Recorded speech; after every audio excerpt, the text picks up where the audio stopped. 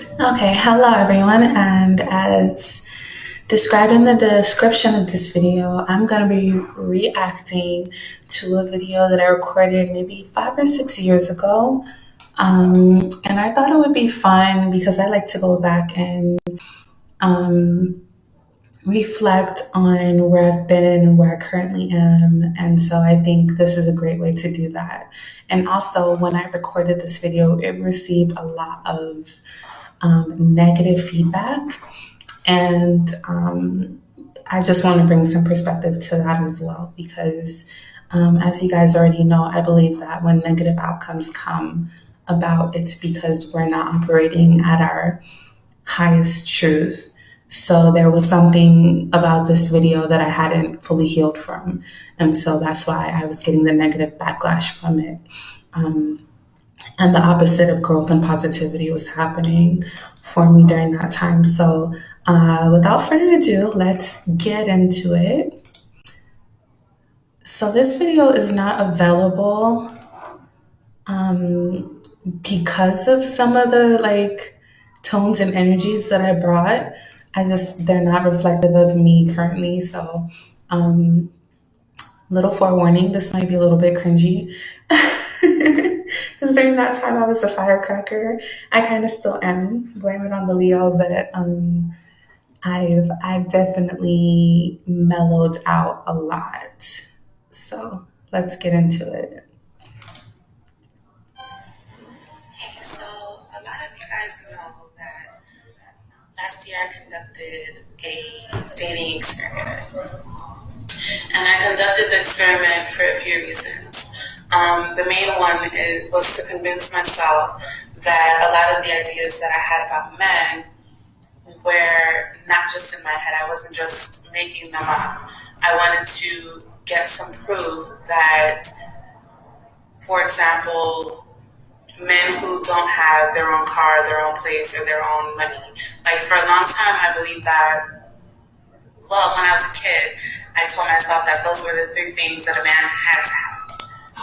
And during that time, I had standards that I had set for myself because I saw that the people around me weren't setting their own standards. So really, this video that I made is a very good representation or time capsule, if you will, of the things that I had to go through in order to teach myself um, what boundaries are, what are the ones that I should have for myself, why should I have them, what do they look like, how do I communicate them to other people, how do I keep myself disciplined enough to uphold my own boundaries so that other people will respect them. Like, all of these things are things that I was never taught as a woman growing up. Nobody ever taught me that.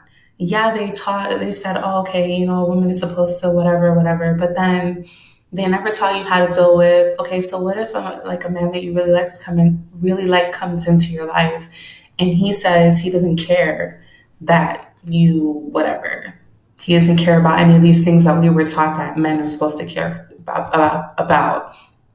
And we didn't get any instruction on, okay, there are going to be times when men come into your life because they're trying to use you. They're trying to do some bad things to you. And they're going to tell you that they don't care about things when they really do. But it's really to hurt you and manipulate you and get what they want out of you. When we're not told that as women, we're not taught that. We don't have men in our family who will teach us those things.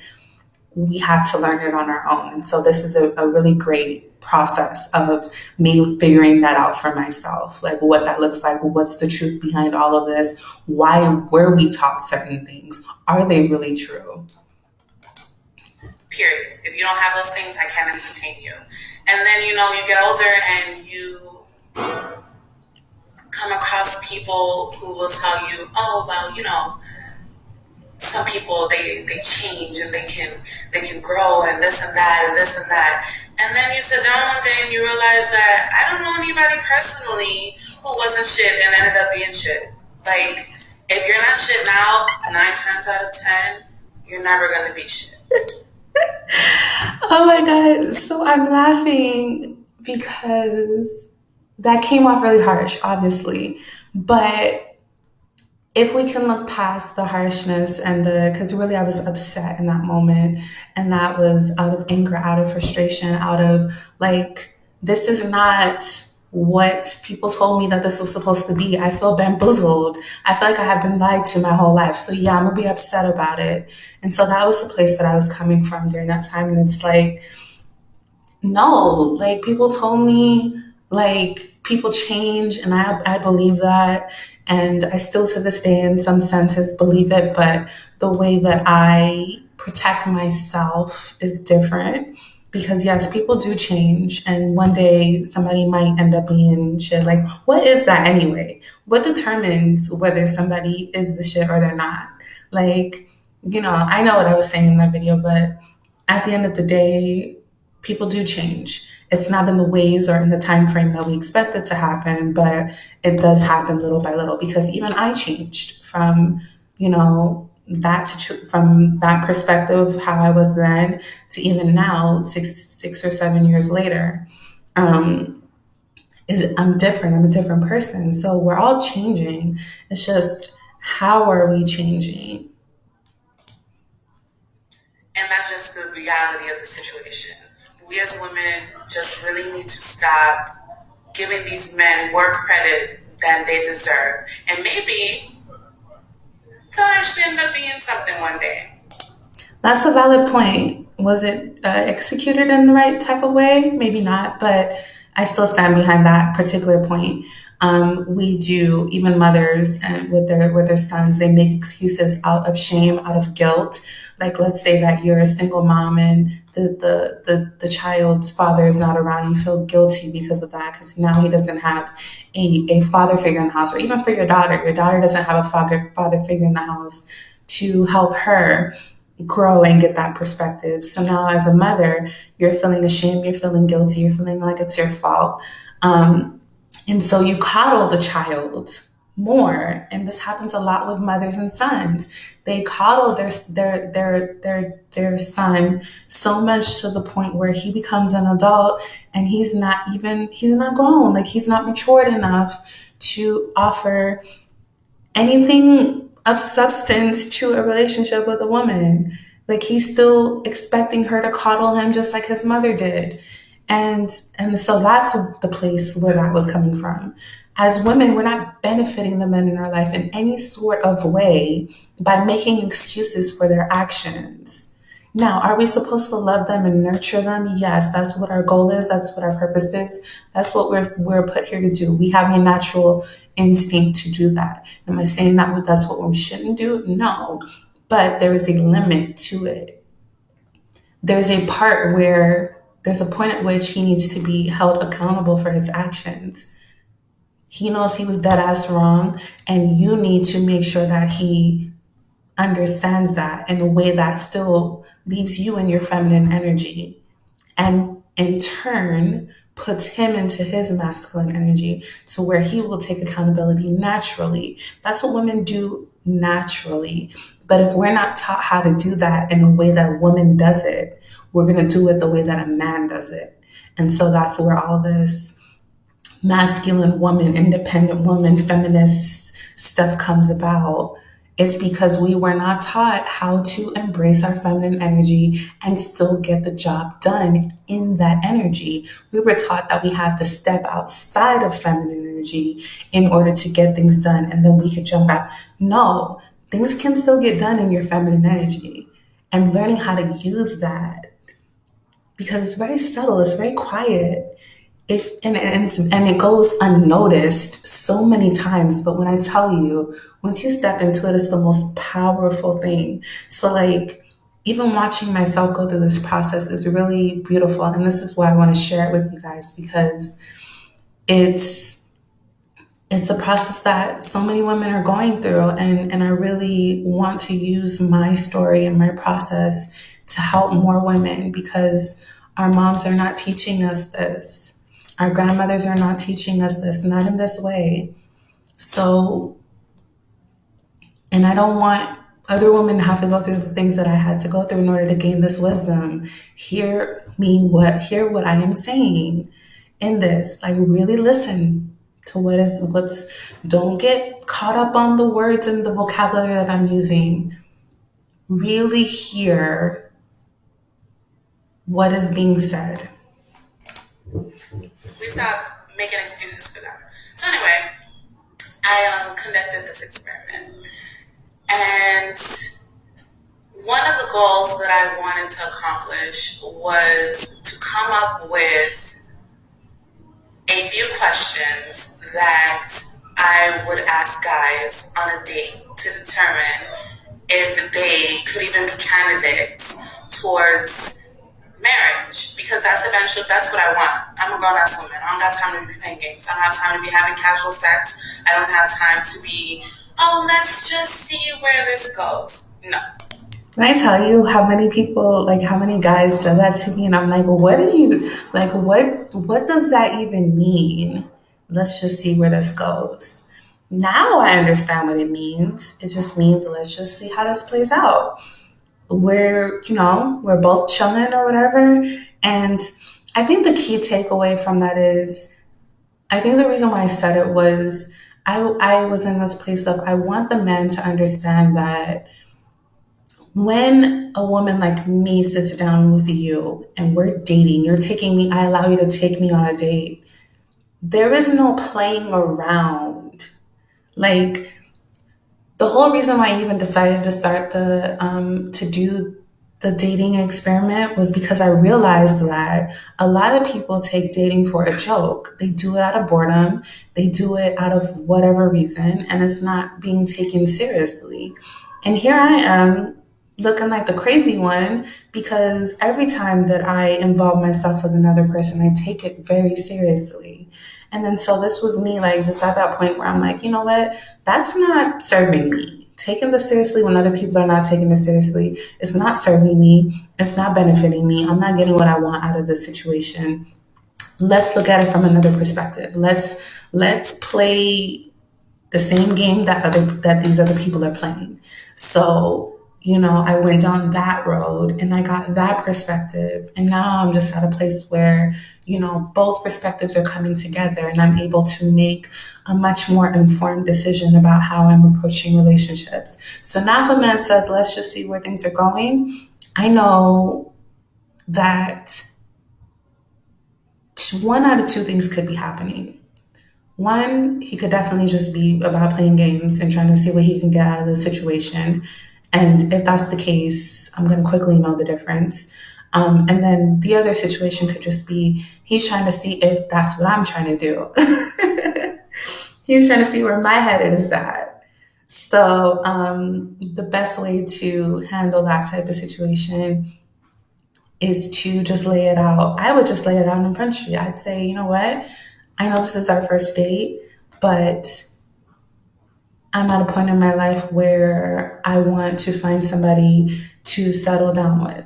Now, am I looking for that to happen tomorrow? No. Am I in a rush for that to happen? No. Am I pressuring you to make that happen? No. But I'm letting you know that that's what I want.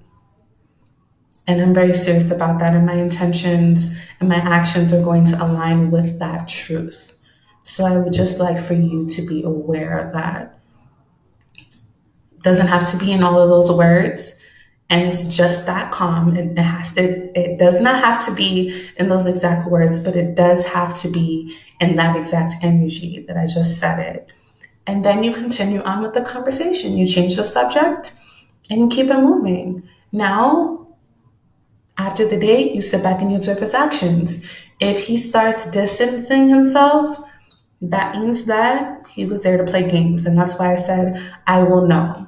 Because if you start distancing yourself after I tell you what it is that I'm about, then that means you're not aligned with what I'm about. And it's all peace and love. Perfectly fine. But if he starts moving closer and he starts opening up a little bit more about himself, then that says that he might be on the same page. Now, is it a complete green flag? No, it's more of a yellow flag, because he could still be pretending. Let's be honest about that situation. He could still be pretending. So, we put it on yellow, file it in the filing cabinet, and monitor it. Put it on simmer, put it on medium heat. Put it on the medium heat, right? And watch it simmer down a little bit. Okay? Check on it every now and then. I don't have time for that. So through dating different men, I came up with a few questions that are personal to me, because also I find that people will let somebody else tell you what people will let somebody else tell them what they should be looking for in a partner. What qualities are more important than others, and what we should be looking for. And I feel that that's something that should be personal, because everybody is looking for something different. If you were talking to 18-year-old Rashida, she'd be looking for somebody that's fun, that I could go to a club with, that I can hang out with, that I can drink and smoke with, do whatever with. Maybe when I was 20, probably the same thing. Maybe 22, I'm looking for something a little bit more serious, but casual sex is still okay with me at that age. But now that I'm 26, my feelings towards relationships, the things that I feel that I need, are different. And now at almost 32, they're even more different. So we're constantly evolving. The evolving never stops. And I think even when I become 50, and I may be married and might have children or family, or be alone and be traveling, like I'll be in a different place is the main idea at that point. And I'll be looking back on even this reaction to this video, and I'll be a different person. So it's consistently changing. And I want to make that point because I know that's shocking to watch. I'm very aware that I don't look like the type of person who has casual sex, or the type of person who's gone through the things that I've gone through. And a lot of people are off-put by that. And that's not my fault. That's not for me to carry. I don't have any responsibility for other people's perceptions of what they think a certain type of person should look like and be like. I'm just me. And like I said, I have had to go through the process of figuring out my worth for myself. Nobody taught me that process. So no apologies. I mean, it is what it is. If some guy doesn't want me because of that, his loss. And it is deeply and truly his loss, because going through those things, I understand the value and the benefit of them. And in turn, I will be able to offer certain perspectives to a partner that a woman who hasn't gone through those things would not be able to offer. I'll be able to offer certain levels of patience, certain levels of understanding, certain levels of just, I'll be able to see him in a way that a virginal or pure woman wouldn't be able to see him, especially if he's gone through things. Now, if he hasn't gone through anything and he's virginal and pure still, then yeah, he needs a woman who's on that level, because I'm going to be too much for him. I'm going to be jaded. I'm going to be bitter from his perspective. But a man who's gone through the same, who has got his growth out of the mud, who nobody taught how to be a man and had to figure out all of that for himself, he will respect and appreciate me. That's who my husband is. That's who I've been groomed to be with for all of this time. So those men who will throw out the, oh, well, women, I just want to really talk about that for a moment. The men who say that women will go through all of these things in their life and then come to the point to where they want to settle down, but now you're used up. What, really think about that. I'm used up. I'm a human being. For you to say that to me, that means that you view me as an object. Why would I want to be with a man like that anyway? So don't let these men get into your head, sweetheart. Whatever you have gone through has brought you to this point that you are at right now, and it has made you more valuable, not less valuable. And anybody who has something to say differently is not on the same level as you. And is that a higher or a lower level? No, it is just not the same level. And it is fine. There is somebody out there for them. It's not you. No harm, no foul, right? Doesn't have to be a big deal. It really doesn't.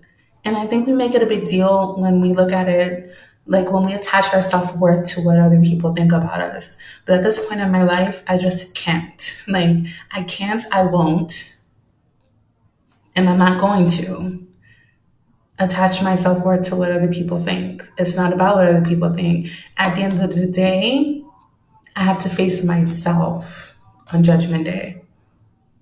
God and myself, and they're one and the same. So I'm facing myself, and I have to be okay with the decisions that I've made. Not some man that I've decided to be with, not my kids, not my parents, not my family, not anybody. Me, I have to be okay with it. And guess what? I am. So the rest of it don't matter. Because my priorities have changed. So I feel that when you're looking for what you need in a partner, it should be something that's personal. So these questions that I came up with, you're more than welcome to take them into consideration, but in no way am I saying that these apply to everyone, because they don't. I don't know what your situation is. You might be in a different stage than me. I understand all about stages. I've gone through a lot of different stages. Trust me. I may look and seem like somebody who has not experienced things, but I have experienced a whole lot. So with that being said, I have come up with 3 questions. I'm still deciding if I want to add one more, but I feel like these 3 really are really going to accomplish what I'm setting out to do. Okay, so the first question is, this is what I would be asking the men, do you feel that a casual sexual relationship can lead to a functional, healthy marriage or committed relationship? So can you start having sex with somebody and then eventually it turns into something that's committed and you both are happy and successful in it? Now, I have seen this question circulating around Facebook. And a lot of people say, yeah, I know people who have gotten married after they had sex the first night. I've seen people in relationships. I'm currently in a relationship. Okay, but how successful is that relationship that you're in? Yeah, for Facebook, you put on real nice. It looks great. It looks like y'all are happy. Y'all are in a great relationship. I know all about that because I've been in a relationship and people were saying, oh, you guys look so happy and then we broke up. What happened? Child, you don't know what the hell is going on behind the scenes, okay? And it wasn't even anything that serious with my situation, but people are dealing with all kinds of things. And you see them posting big pictures on Facebook, all happy with their family, their husband, the guy who they're supposedly in a committed relationship with, and he's probably cheating on her, she's probably cheating. They're probably doing all kinds of different things. And you're looking at it from the outside like, that's what I would want. But you don't know what's really going on. And these are people that, they probably had sex the first night. And now they're in a committed relationship. And you're looking at it like, okay, well, if they can do it, then why can't I? But is that really the relationship that you want? I don't know about y'all, but I want something that's committed, stable. I want a functional relationship. I don't want a relationship where we're constantly fighting and constantly cheating, and there's all kinds of bullshit going on. There's no growth. There is no stability. There is no nothing. Nothing worth substance. Nothing worth anything. By the time you look up 10 years from now, y'all don't got shit. But you're in a relationship, though. That's not what I want. And see, it's still like that came off. I can admit and realize and understand. And even in the moment as I was saying that, I understood that it came off very judgmental. But at the time, I didn't care. Right now, I kind of care a little bit, but still not really. Like I don't care as far as like I'm gonna allow that to not let me speak the truth, because I am speaking the truth. But again, it's all about in the delivery. And as you get older and you become more in tune with feminine energy, you understand that like there's no need for that right there. There's no need to bring that up because deep down people already know the truth behind what I just said. Like what I just said the people involved in those situations already know that within their spirit. And so feminine energy teaches us to inspire other people to listen to what they already feel within themselves, not to throw it in their face and put it on Front Street and just be blunt and honest with it, because that's masculine energy. That's showy, that's proud, that's what men do. But women, we gotta finesse it. Again, it's about inspiring the other people to look within themselves and search for that truth and listen to it and allow it to guide them out of whatever situation they're in. So yeah, cheating and all of that is a part of relationships. But another misconception that I had at this time was that if a relationship has things like cheating in it or has things like any type of dysfunction in it, then it must not be the right relationship for me. And so that was a lie that I was believing at that time. And now that's definitely not the case. Bad things, so to say, dysfunctional, toxic things are going to happen in your relationships if you are in alignment with them. Whatever happens in your relationships is a reflection of you. So if those toxic things are happening, it's because some part of you resonates with that.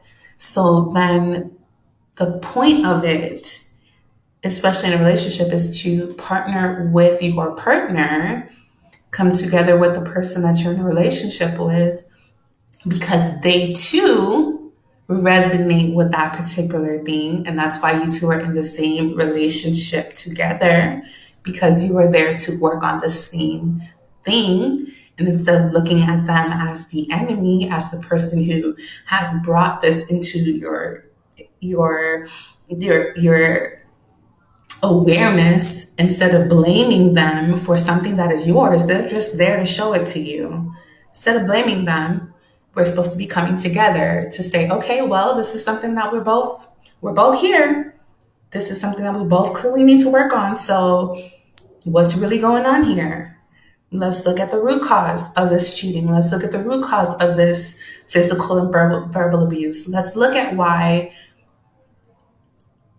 I'm walking around here being passive aggressive about something or whatever. Let's figure out a way to work through this, because this is something that we both need to work on, heal from. Right? So that's where we're at now with the whole situation. So if a man says yes to that question, we can't be in a relationship. That's dead. Right? Question number 2. Cut off. Straight up. That's how you know. I can't speak for anybody else, but that's how you know when Rashida is done. When I'm like, nah, there's no conversation about it. Like there's nothing to be discussed. That's how you know when I'm really at that like breaking point. When I don't want to talk about something, or when I don't want to see another perspective, or when I'm just like, nah, like there's no explanation for it. That's when you know I'm at my breaking point. Currently, do I still believe the same things about men?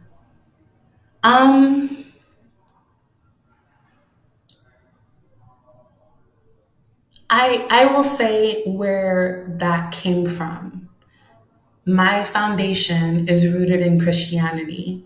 And we all know that the Christian faith teaches that we should not have sex before marriage. And the older I get, and even the further that I move away from religion, I'm still learning more and more about that as being truth, how truthful that really is.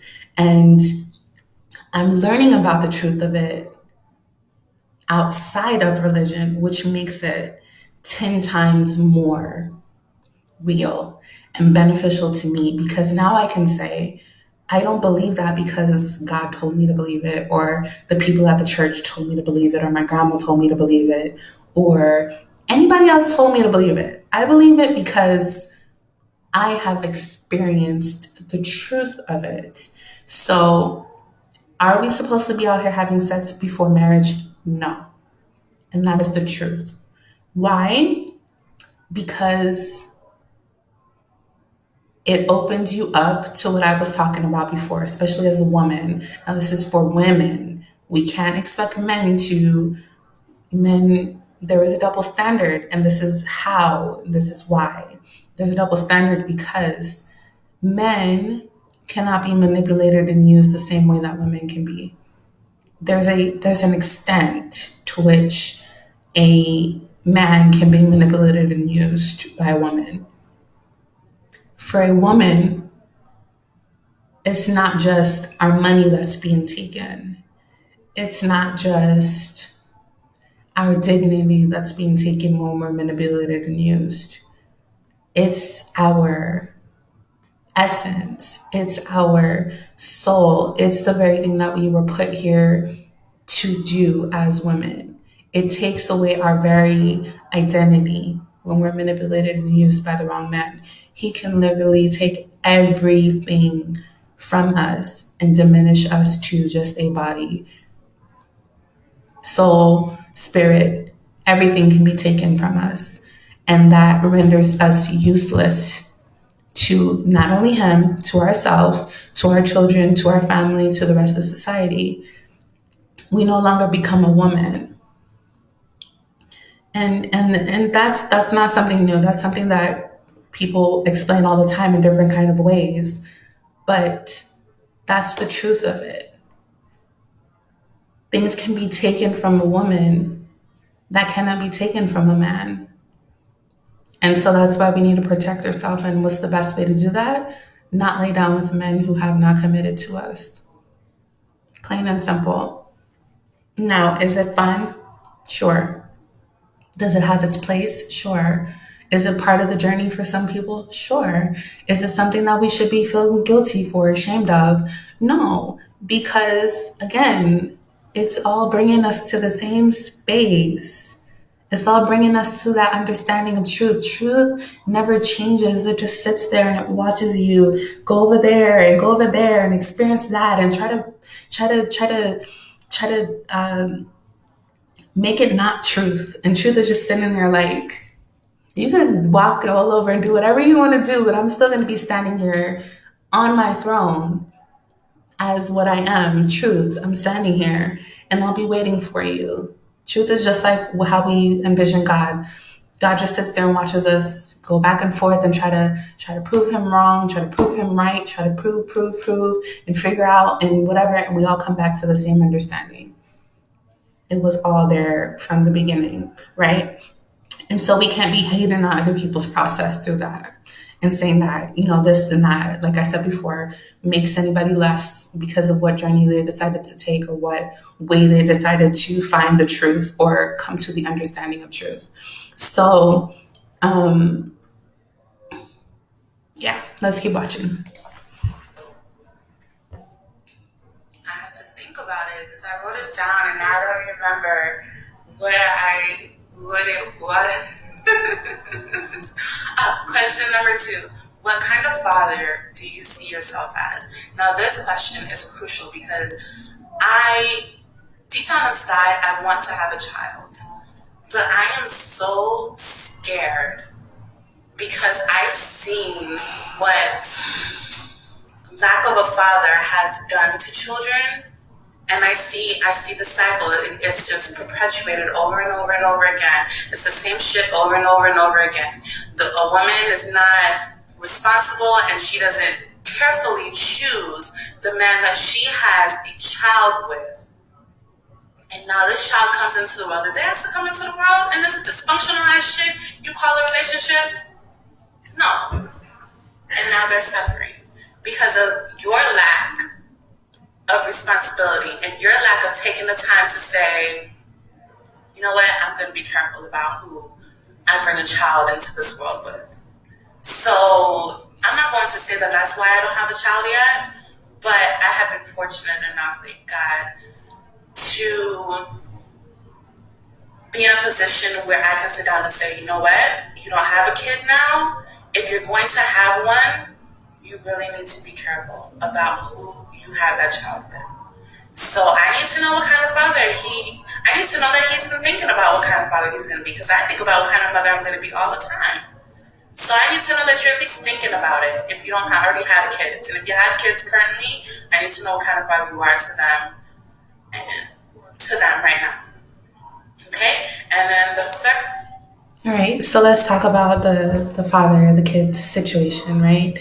So like in the middle of that, in the video, I kind of got like really heated, dysfunctional ass shit, like all of this. Like that goes back to the masculine. Like we have to be so showy about what we know to be truth and try to get people to understand that truth.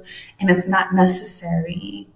It's not necessary. I could have said that in a different kind of way that inspired people to think about, because what I was saying was the truth. We should, as women, be mindful about who we're having kids with. So important. We should prioritize not having a stable relationship over having kids. The stable relationship, it should be marriage and then the baby. That's not it's not just some old wild wives' tale. It's not just a song. First comes marriage, then comes baby. That's the way that it should go. For a specific reason, because that's the way that it functions. Should we be shaming people because they don't do it that way? No, they're still figuring out the truth of that. But and another thing, just because it is true, it doesn't mean that everybody should believe it. People got to come to that understanding and that believing on their own, and some never make it there, which is sad. Some never make it there. Maybe it's not sad. Maybe it is what it is.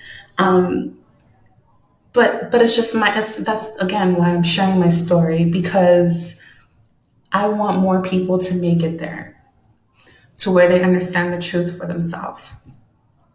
So yes, I used some harsh language. Yes, I was a little bit animated, but there's truth in it. So first truth, we should be picking our husbands carefully. Second truth, we should be married before we have children. We should be prioritizing the man in the house. And not only prioritizing it, making room for him to want to be in the house. And we don't do that by speaking the way that I was just speaking. See how I can use myself as an example? I know a lot of women who speak like that. And at the time, at the time I was making excuses for it, and so I understand why we make excuses for it, because we want people, because we feel that we're speaking the truth, and we are. But again, the way that it's being displayed, the way that's being communicated is the main thing. We have access to truths that men do not have access to. And that goes to what I was saying before. This is why we cannot leave ourselves open to having things taken from us, to being used and manipulated the way that a man can. The only thing you can really take from a man is his money and what he has. That's really the only thing you can take from a man. So they can be out there running around and having sex with whoever and doing whatever. We can't do that because we have more to lose. There is more you can take from us. We have access to infinite truth and wisdom. You know how many men want that? Not for good reasons either. They want that so they can control other people and use other people and get more things. They want it for evil reasons. They're going to take that pure stuff that you have, that pure infinite truth and wisdom, and they're going to use it for destruction. And that's why there's all this destruction going on in the world now, because too many women didn't understand what they possessed within them, and they let too many men have access to it. When we marry a man, that is us giving him God's blessing. It's a covenant, like the Bible talks about it, and so the way that we're taught in church is a very watered down version of what it really is. When we marry a man, he gains access to all of the wisdom and stuff that we have inside of us, all the magic that we have inside of us, literally. And if we give that to the wrong man, he's going to end up as Adolf Hitler. He's going to end up as all of these quote unquote bad people out here in the world. And you know, I'm not one to talk about good or bad or whatever the case is, but he's going to end up bringing destruction to the world. And as the woman, it would be your fault because you didn't protect yourself. And I mean, it's your fault and it's other people's fault as well, but somebody's got to take the responsibility. If we want men to take the responsibility for their actions, we need to start taking the responsibility for ours. We have certain abilities that other people don't, that men don't have for a reason, because we have to be able to use our discernment. We have to be able to look at a person and know whether they are good or not, whether they're going to take our gifts and do good with it or not, and be able to, I think anyway, let's keep watching. Third question is, how do you manage your money? Do you feel that you manage your money effectively? If he's like, he's unsure about it, no. Because one thing that a marriage is, a lot of people, I have to be in love with my husband and I have to this and I have to that. At the end of the day, marriage is a partnership. It's a business. You're not going to go think of it as a business. If you have money, you want to get into business with someone, you're going to be looking at them. You want to see whether they can manage your business properly. You're looking for certain qualities in that person, because you don't want to invest your money and lose your money. That doesn't make any sense. You don't want to make it a wise investment. So why aren't we looking at relationships the same way? Yeah, sure, you love him, but does he have anything to offer you other than that? Other than some good dick? Other than some good conversation? Other than a good personality? Does he have anything else to offer? Can you see yourself building with him? Can you invest with him? Can you raise children with him?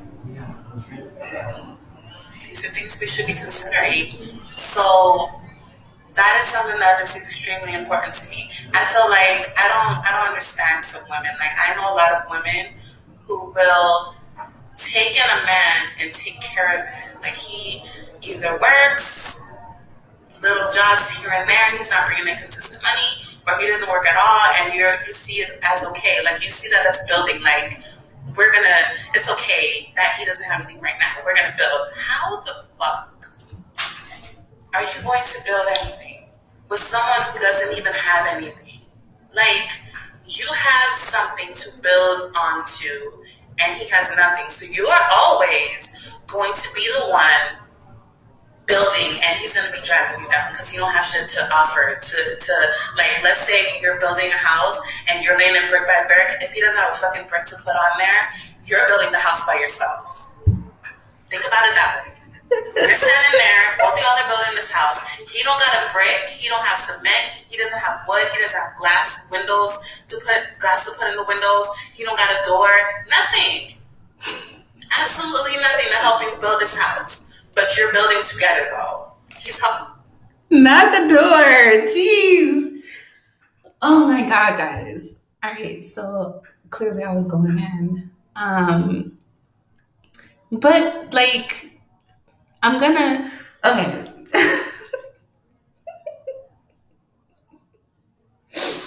I'm laughing because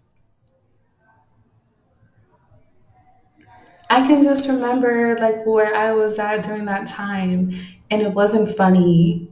And the fact that I can laugh about it now is growth. And I can see it from the perspective of other people that were watching it. And they're like, this girl. And it's just funny to me because thank God for growth. All right, so let's unpack. What Rashida was saying. So basically the main idea is that we should be picking partners that are in line with where we're at currently, that are equally yoked. Now, the point that it was being made, again, is truth. I stand by it 100%. However, obviously, the way that give me 1 second here, guys. My laptop's about to die, so I'm gonna plug it in real quick. And so truth was being spoken 100%, but the way that I communicated that truth was not the most effective, and I'm willing to admit that. So, with that being said, the main thing is let's break it down. So there are levels, right? There are situations where, as women, it is perfectly healthy, perfectly needed, perfectly functional for you to build from the bottom up with your man. But that is when you both have to be coming into the situation from the bottom, though.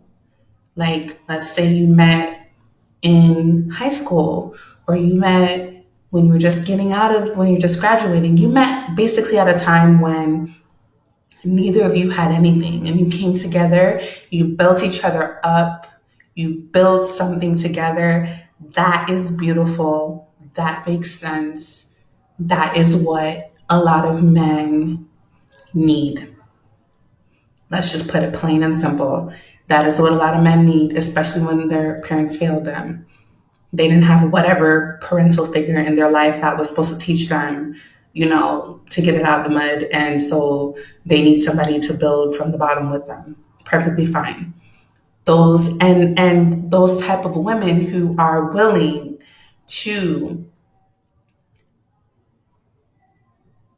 go through that with a man is needed. It's needed for her growth as well as his, right? So that type of scenario and situation is beneficial. Is it something that's going to work long term? No. Like, if you build from the bottom up together, yes, that could work long term. But there's so much potential for resentment and anger about it later, because when you grow into this new person who has accomplished things, now what you need and your understanding is going to be different. And you and your partner are going to be growing at different rates.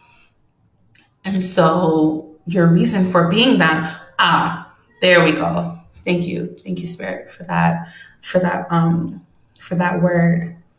The reason that happens is because one or more or both of the people involved in that relationship, he got into it for what she could do for him. She got into it for what he could do for her. And now that they've done those things for each other, that relationship is done. So that's why that ends up happening.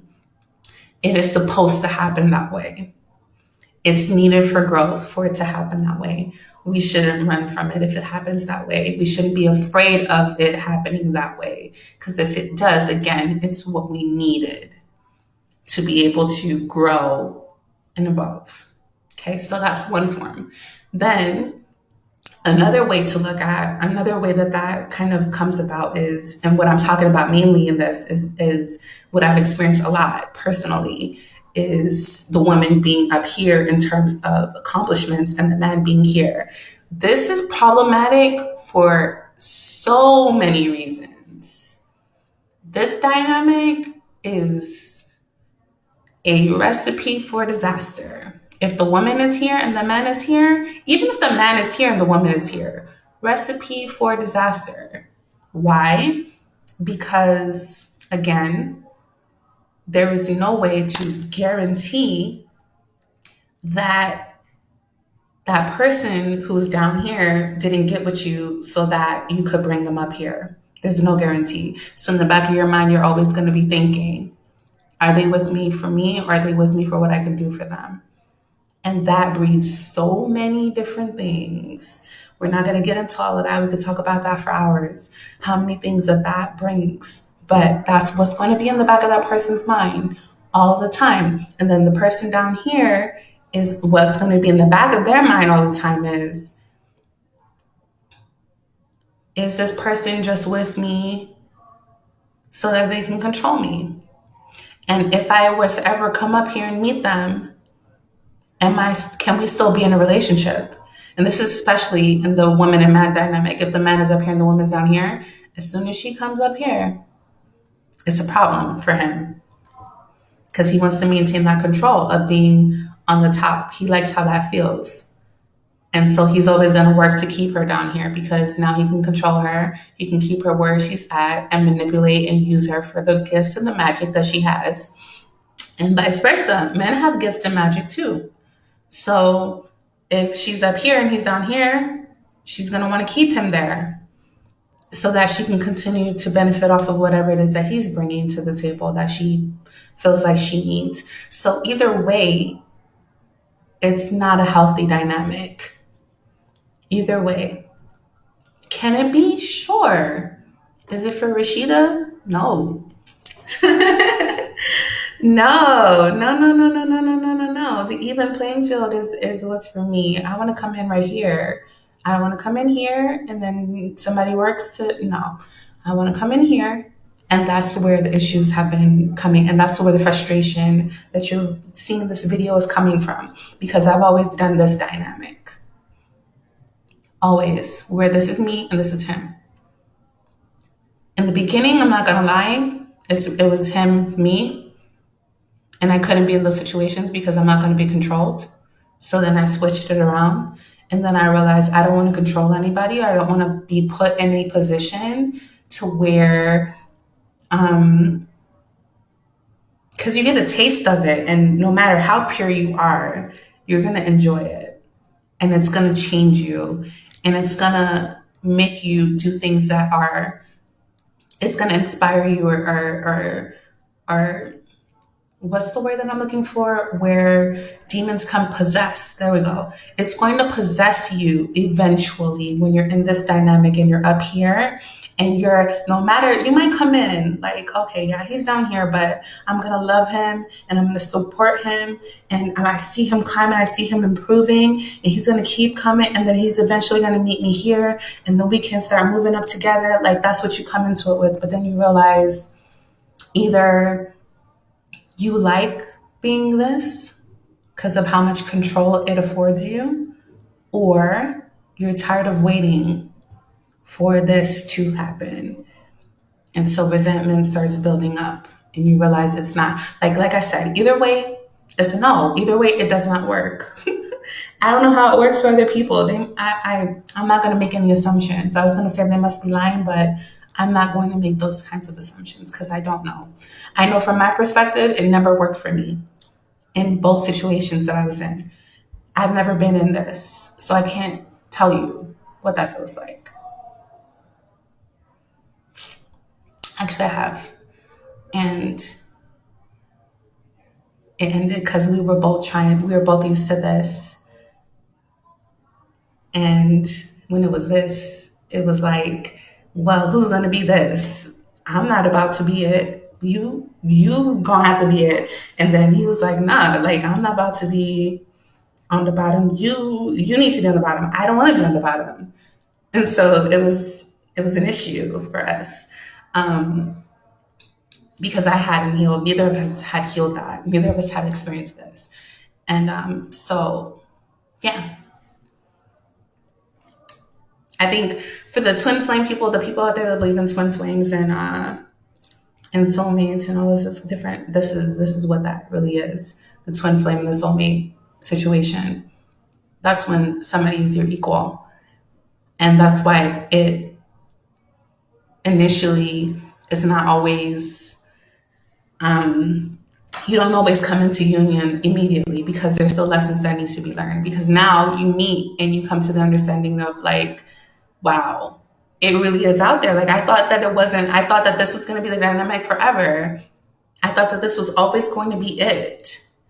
But now I know that this is possible. What do? So then you separate, then that period of separation happens, and you figure out what it looks like being in this type of, like, what you need to do and change about yourself to be able to be in this relationship.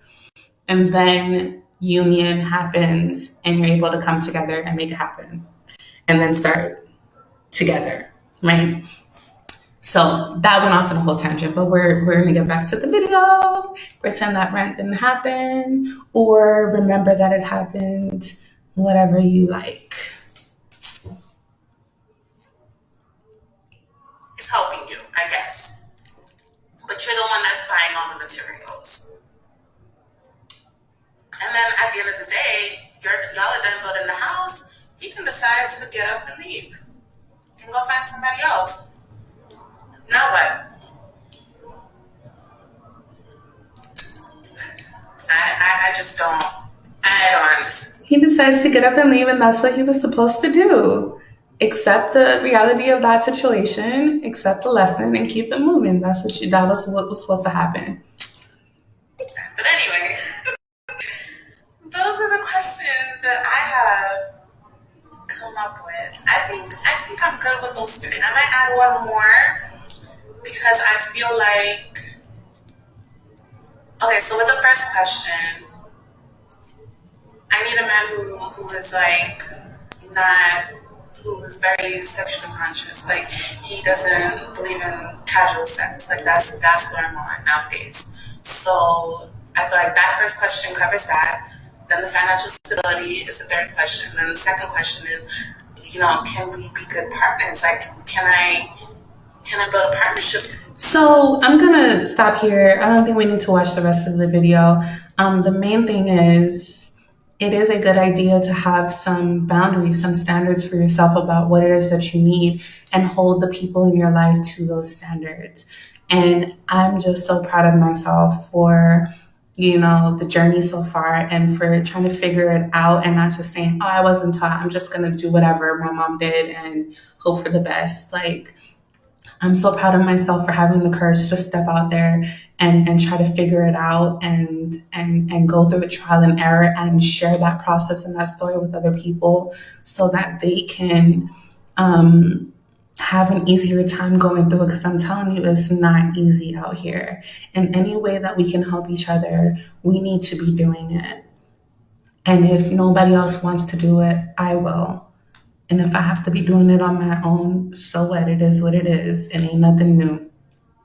It just isn't. My whole life I've been on my own. I've been the only one doing whatever it is that I'm doing, and I've been groomed for this. So I accept the mission, I accept the assignment, and it is what it is, whatever unfolds from that. So, like, again, I'm just thankful and I'm grateful for you guys taking the time to watch to this part of the video, to share my experience with me, to watch myself, and for not judging me, and for not focusing on the negatives, how I was talking, what I said, whatever, and really focusing on the truth with me, and like just holding that space. Like, I'm grateful. Thank you so much for providing me this opportunity to be here with you guys, and to go through this,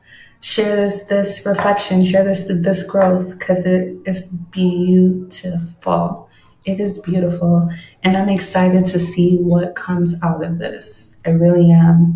I sowed that seed 6 years ago, 7 years ago, however long it was, and I've already reaped so many beautiful rewards and lessons from it, and I'm just so excited to see what else comes out of it, honestly.